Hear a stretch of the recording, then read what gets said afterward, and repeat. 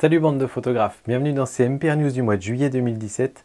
Gros programme ce mois-ci avec pas mal de news photos et pas mal d'annonces matos. Donc on perd pas de temps, on balance le générique et on y va.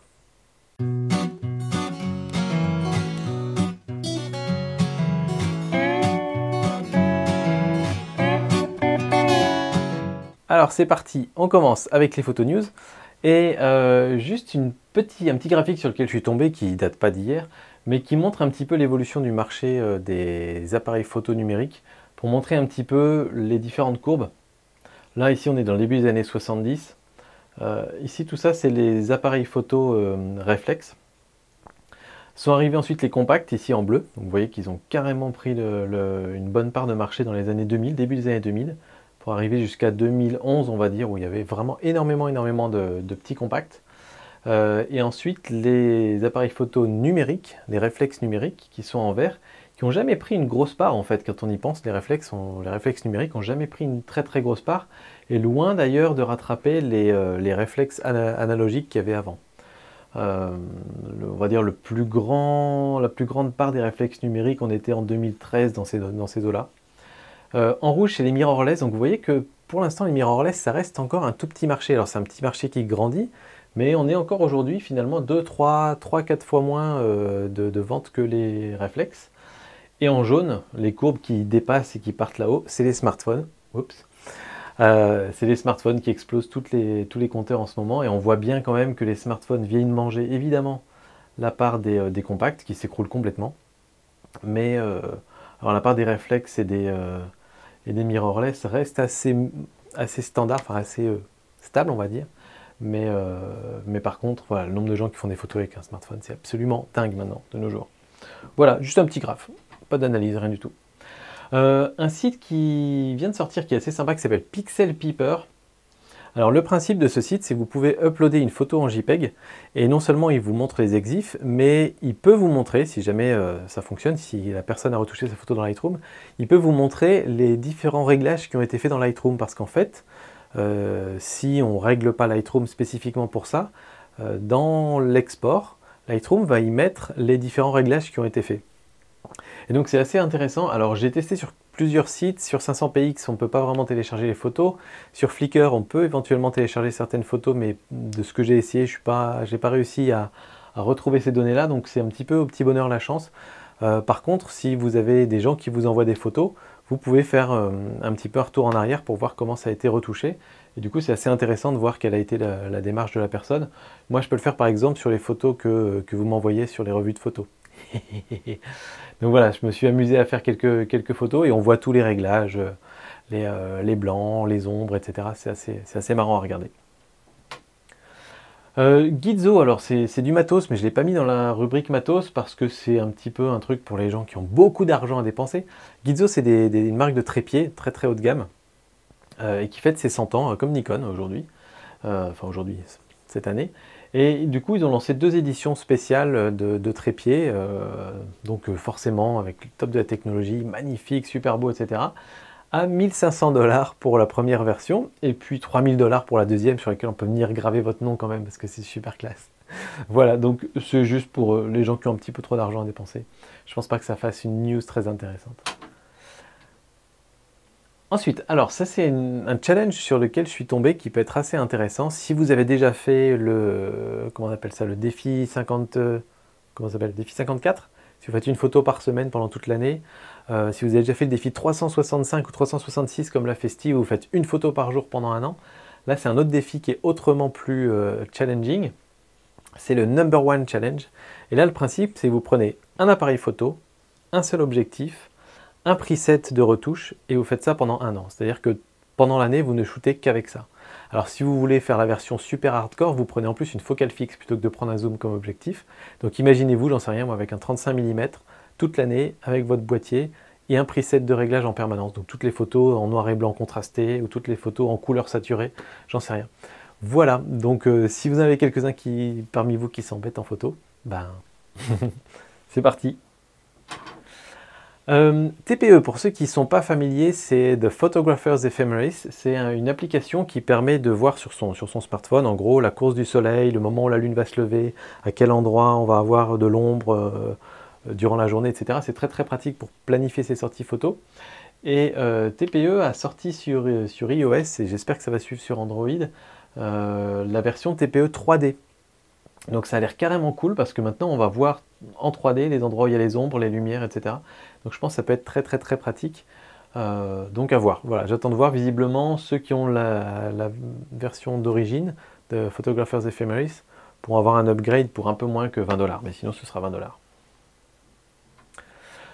On reste dans le logiciel. Macintosh a sorti sur ses nouvelles tablettes et nouveaux iMac Pro la version iSierra de macOS, dans lequel il réinjecte des petites fonctions de retouche photo. Alors on n'est pas encore sur un Lightroom ou sur ce qui était Aperture à l'époque, mais ça va dans le bon sens. Il commence à remettre les courbes, il commence à mettre les niveaux, enfin voilà, quelques petits jeux pour pouvoir s'amuser un petit peu avec les photos. Donc c'est plutôt pas mal. Voilà, petite news sans prétention. Flickr a rajouté aussi une section à propos maintenant sur votre profil, qui est plutôt pas mal aussi parce qu'on peut mettre un petit texte de présentation et montrer les 2-3 photos qu'on veut mettre en avant. Donc voilà, c'est une nouvelle esthétique. Donc vous me direz si vous avez modifié votre page Flickr et si ça vous plaît. Moi je ne l'ai pas encore fait sur la mienne. Et puis Nikon qui a fait un record extraordinaire. Donc c'est le record du plus grand nombre d'humains en formant un appareil photo. Voilà. Merci Nikon, c'était très utile. Allez, maintenant on retourne bosser sur le D820. C'est tout pour les photo news. On va passer aux petites news MPR, mon petit réflexe. Alors, MPR et Matisseo, on va monter ensemble un petit concours pour l'été. Donc, le sujet du concours, ce sera Mon petit coin de paradis. L'idée, c'est que vous preniez une photo cet été. Alors, c'est un concours qui se déroulera sur le mois d'août, sur la page Facebook de Matisseo, mais je vous le dis maintenant pour ceux qui partent en vacances au mois de juillet, parce que cette photo devra être prise pendant l'été, juillet ou août. Donc une photo, mon petit coin de paradis, et ça se passera sur la page Facebook du 1er au 31 août. Et il y aura un peu plus de 400 € de prix à gagner en livres photos notamment, des livres photos Ruby, et puis l'autre type de livre photo qui est la gamme juste en dessous, mais en tout cas des beaux livres, donc voilà. Loopdeck. J'ai envoyé un petit email aux gens de Loopdeck qui ont fait une campagne de financement participatif pour une console de réglage dans Lightroom.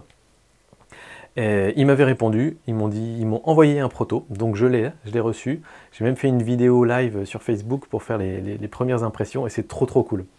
Donc pour l'instant je m'éclate bien avec cette console. Je suis en train de vous préparer un petit test complet qui paraîtra dans les tout prochains jours, soit vendredi prochain, soit le vendredi d'après. Mais c'est vraiment très chouette. Alors le prix est assez élevé pour l'instant, mais je vais vous faire le test quand même, puis vous pourrez décider ensuite si ça vous plaît ou si ça vous plaît pas, mais pour l'instant ça me botte vraiment bien. C'est assez cool et c'est très fun en fait d'utiliser. On utilise plein de petits potentiomètres pour faire tous les réglages dans Lightroom, plutôt que d'utiliser la souris, les curseurs, etc. Donc c'est vraiment très sympa. On gagne du temps, on peut aussi retoucher ses photos en plein écran, donc c'est vraiment très chouette. Sur mpr.photo, comme d'hab, la sélection des articles du mois qui, moi, m'ont plu beaucoup, parce que comme vous le savez, c'est Steve qui rédige les articles. Il y a d'ailleurs un article qui est écrit avec cette vidéo-là, dans laquelle vous retrouverez tous les liens vers tout ce que je cite. Donc vous allez voir cet article dans la description. Donc Jonathan, c'est un article contributeur. Lui, il m'a écrit un article tellement grand qu'on en a fait trois parties, qui sont toutes parues au mois de juin. La dernière qui est parue là mardi, sur le plein format.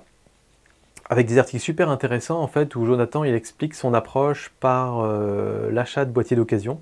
Il préfère s'acheter un boîtier 5D d'occasion avec un objectif d'occasion plutôt que d'acheter neuf un APS-C par exemple, et c'est un point de vue qui se défend. Et donc il explique un petit peu toute sa philosophie derrière tout ça, même derrière l'achat de matos, donc c'est super intéressant, donc je vous invite à aller voir ces articles. Steve qui est sur l'article, en complément de la vidéo que j'avais faite sur mes sauvegardes de fichiers avec des disques durs externes, lui a répertorié justement tous les moyens de sauvegarde de fichiers qui existent aujourd'hui. Donc si vous n'êtes pas tout à fait convaincu par la solution que j'utilise, allez jeter un œil à son listing, il y a vraiment toutes les solutions qui existent, c'est vraiment pas mal.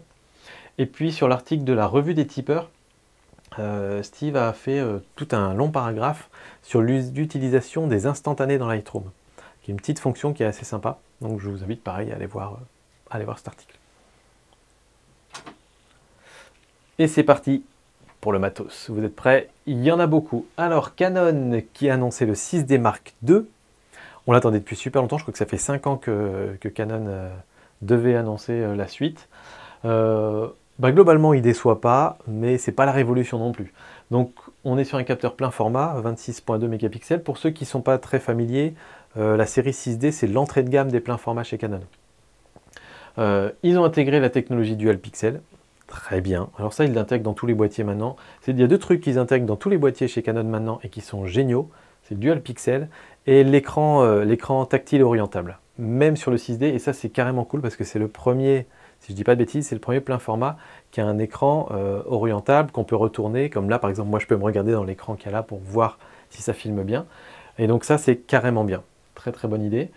45 points d'autofocus, 6,5 images par seconde. Ça, c'est carrément cool aussi parce que le 6D original, si je dis pas de bêtises, il tournait autour des 4 images secondes, ce qui me semble un petit peu faible pour une Rafale.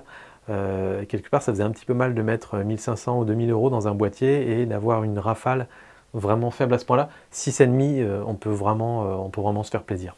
Quasiment faire de la photo de sport, donc c'est vraiment bien. Il sera à 2000 $, ce qui n'est pas si cher que ça pour un prix de sortie chez Canon. Donc plutôt bonne surprise. Le truc qui me... Encore une fois, en vidéo, ils n'ont pas mis de 4K. Alors je sais, certains d'entre vous disent, oui, c'est un appareil photo, on s'en fout de la vidéo. Je sais. Mais moi, en tant que youtubeur, j'ai besoin d'avoir aussi un bon appareil photo qui fait de la vidéo. Et si j'achète un boîtier comme ça que je vais garder 5 ans, je veux qu'il y ait de la 4K dessus. Parce que dans 5 ans, on sera tous sur des écrans 4K, on a déjà une partie à l'être. Et même, ça permet de faire plein de choses géniales. Donc bref, ça me gave, je ne l'achèterai pas juste pour ça. Sinon, peut-être bien que j'aurais craqué et que j'aurais fait le pas vers le plein format avec ce boîtier, mais non, tant pis. Juste pour ça, c'est idiot. Bref, merci Canon. Dans le même temps, Canon a annoncé aussi le remplacement de son 100D, donc c'est le 200D. Là, c'est un APS-C pour le coup, 24,2 mégapixels, dual pixel.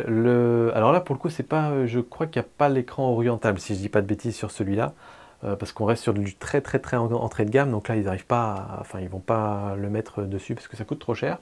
9 points d'autofocus, qui est suffisant quand on débute. En général, on utilise souvent le central. 5 images par seconde, c'est correct. Et donc, on est sur 550 $. Donc là, pareil, pas de grosse innovation, si ce n'est qu'ils ont intégré le Dual Pixel par rapport au 100D. Nikon a annoncé pas mal de choses. Et notamment, un truc qui arrive juste après et que moi, je trouve très bien Nikon. Donc, je dis Nikon, mais chez Nikon, les objectifs s'appellent Nikkor. Voilà, pour ceux qui ne sont pas familiers. Un 28 mm, f1.4 qui ouvre très grand, plein format, 2000 $. Bon, on est sur un truc bien cher. Ceux que ça intéresse iront jeter un coup d'œil. Un autre objectif très spécialisé, c'est un fisheye 8-15 mm, f3.5.4, plein format, 1250 $. Là, pareil, ils mettent au goût du jour leur fisheye. Et moi, celui qui m'intéresse, c'est celui-là. Et celui-là, je l'attendais depuis un moment. Donc, c'est Nikkor qui a sorti un ultra grand angle, pas cher, pour les boîtiers Nikon. Donc c'est un 10-20 mm f4.5.5.6 pour APS-C qui est stabilisé et qui coûte 310 $. Donc on est exactement vraiment sur le même marché que le Canon 10-18, c'est-à-dire un petit objectif qui coûte pas très cher et qui permet de s'équiper facilement. Et là, ça paraît bête, mais vous savez que moi ma référence c'est la photo de paysage, donc très souvent je conseillais le système Canon en disant à tout le monde, vous pouvez très facilement acheter les 3 objectifs qui vont vous faire toute la gamme, l'ultra grand angle 10-18, le 18-55, le 55-250. Et avec ça, vous pouvez faire tout type de photos et vous ne déboursez pas une fortune pour les objectifs en plus de votre boîtier.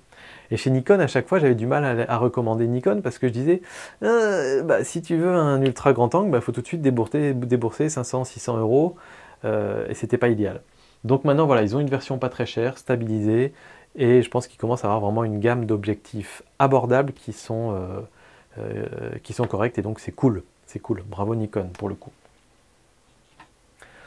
Samyang. Alors Samyang, vous avez vu que j'ai testé 2 objectifs récemment de chez Samyang qui sont tout manuels. Et là, pour la première fois, ils ont sorti un objectif autofocus, je crois que c'est la première fois. C'est un 35 mm f2.8 pour APS-C qui pèse que 85 grammes. Il est tout petit rikiki, tout faible, tout mince.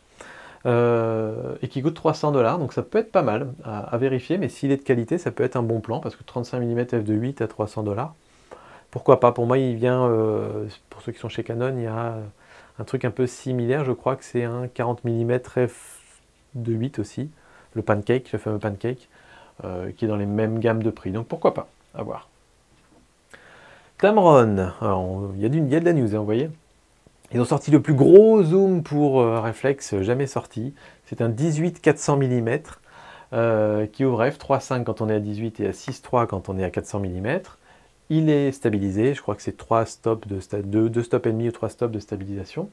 Pour monture Canon et Nikon, il pèse 700 grammes, ce qui est relativement correct pour un objectif si long. Et il va coûter 650 $ quand il sortira cet été. Vous jetez pas dessus tout de suite. Souvent, les objectifs qui ont une grande plage focale comme ça ont une qualité optique un petit peu limitée. Donc voilà, ça méritera de voir les tests. On va vraiment faire attention à regarder dans le détail, mais ça m'étonnerait qu'il y ait un piqué extraordinaire sur cet objectif-là. Après, c'est un côté hyper pratique parce qu'on a besoin d'emmener que ça, quoi. Un 18-400, on s'embête pas, on n'emmène que ça. Tamron a annoncé aussi un 24-70 f2.8 stabilisé. Alors pour ceux qui sont sur plein format, c'est une plage focale qui vous parle beaucoup. Hein. Plein format, on a vraiment les classiques 24-70, 70-200, souvent en ouverture f4 ou en ouverture f2.8, ouverture f2.8 étant la version la plus luxueuse, on va dire. Donc c'est un objectif très polyvalent pour faire pas mal de choses. Et Tamron sort sa version et je trouve qu'il tape un gros coup là-dessus parce que 24-70 f2.8 avec stabilisation, et là c'est stabilisation de 5 stops. C'est mieux que le Sigma qui a 4 stops, je crois. Et c'est beaucoup mieux que le Canon qui est 0 stop parce qu'il n'est pas stabilisé. C'est pour Canon et Nikon. Et ils le sortent, prix de sortie à 1200 $, ce qui est très fort. Parce que tous les concurrents sont aujourd'hui à 1300, voire 1500, voire 2000 $. Alors que ça fait un moment qu'ils sont sur le marché. Donc là, pour le coup, je trouve que Tamron, ils font les choses en grand et ils vont en vendre un paquet de ceux-là, à mon avis. Alors, pour ceux qui ont encore un petit peu de sous, après tout ça, Zeiss qui sort un 1000 vus 35 mm f1.4, focus manuel. Alors ce que j'adore, c'est dans la pub pour cet objectif, ils disent focus manuel pour être encore plus précis à la mise au point. J'adore le marketing. Bon déjà, quand tu as un autofocus, tu peux le désactiver et faire focus manuel si tu veux. Et focus manuel, c'est pas plus précis que la mise au point autofocus. Enfin, quand on a un bon autofocus, on va avoir beaucoup de mal à faire mieux avec une mise au point manuelle. Mais bon, bref, je trouve ça marrant. 2000 $ quand même, si ça vous dit. Lexar, certains d'entre vous les connaissent parce qu'ils font des cartes SD et des cartes compact flash pour appareils photo. C'est un peu la marque que beaucoup de pros utilisent parce qu'elle est réputée pour avoir très peu de panne. Et il se trouve que la maison mère de Lexar a dit on arrête la marque Lexar, on ne gagne pas assez d'argent avec, on stoppe. Donc il se peut que la marque disparaisse, il se peut qu'elle soit rachetée aussi, parce qu'a priori il y a quelques acheteurs potentiels qui sont intéressés. Mais voilà, a priori une page se tourne chez Lexar. Alors un petit truc quand même à savoir, normalement les cartes chez Lexar sont garanties à vie. Donc à voir si celui qui rachète le truc, si jamais il y a quelqu'un qui rachète, reprend cette histoire de garantie. Et sinon, bah, la garantie c'est fini parce que la vie de Lexar s'arrête aujourd'hui. Samsung a sorti un truc intéressant. Alors vous allez me dire pourquoi je vous montre un cadre comme ça. En fait, c'est une télé 4K que Samsung a sorti et qui est en fait faite pour s'intégrer complètement dans votre décoration. Donc c'est-à-dire que le principe, ça ressemble à un cadre photo, sauf que c'est une télé. Et vous avez donc la possibilité, quand vous ne regardez pas la télé, de faire défiler vos photos. Alors vous pouvez par exemple laisser 2 minutes une photo, puis 2 minutes une autre photo. Et je trouve ça plutôt cool comme idée parce que du coup la télé se disparaît complètement. Et enfin voilà, je trouvais ça vraiment sympa. Alors après le prix est sympa aussi. 65 pouces de 1800 $, 55 pouces de 1000 $. On peut customiser aussi le tour du cadre, mais je trouvais l'idée vraiment chouette. Donc voilà, je voulais juste vous en parler. Le petit coup de pouce, c'est un triple coup de pouce ce mois-ci. J'ai découvert quelques petites chaînes de photos nature, des chaînes YouTube, il y en a pas mal qui commencent à naître, et il y en a 3 dont je voulais vous parler. La première qui est plus une petite chaîne, Fabien Folschlag, je ne sais pas si je l'ai bien prononcé, ça s'appelle Fab Wild Pics. Il a, je crois, une quinzaine de vidéos, mais il est déjà à 23-24 000 abonnés, donc ça cartonne. Et en fait, il fait des photos nature, mais voilà, il passe super bien à la caméra, il donne des explications, et on voit des vidéos et des photos de renards, de blaireaux, c'est juste génial, quoi. Donc je vous invite à aller liker cette chaîne YouTube, à vous y abonner, si ce n'est pas déjà le cas, parce qu'il fait des vidéos badass, vraiment génial.